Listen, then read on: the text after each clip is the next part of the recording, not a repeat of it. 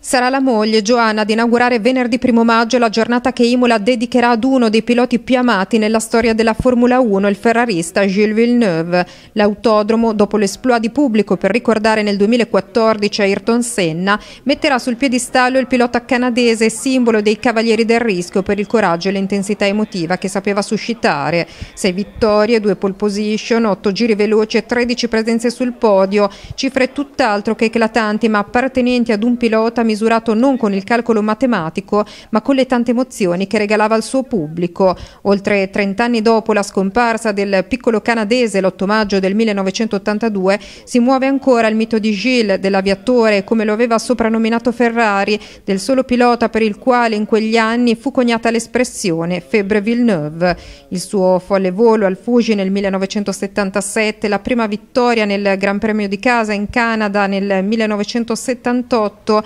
l'indimenticabile stagione del 79 seguita da un anno in purgatorio l'80, ma anche l'epico successo a Monaco l'anno dopo e ancora il duello con Didier Pironi a Imola nel 1982 e l'ultimo folle volo di Zolder. Istantanee di una storia che verranno ricordate al Passion Day con la presentazione di un libro ricco di immagini inedite scritto dal giornalista sportivo Mario Donnini, già autore del volume su Ayrton Senna, e una serie di incontri con personaggi che furono vicini al campione, in una giornata che non sarà solo celebrativa ma anche di azione per quanti vorranno provare il brivido del tracciato a bordo di una Ferrari. Nel pomeriggio precedente alla manifestazione verranno inoltre presentati il volume Senna e Imola, una storia nella storia, il nuovo disco vinile Ayrton di Paolo Montevecchi ed il documentario Ayrton Senna 1994-2014 in ricordo dell'evento dell'anno passato.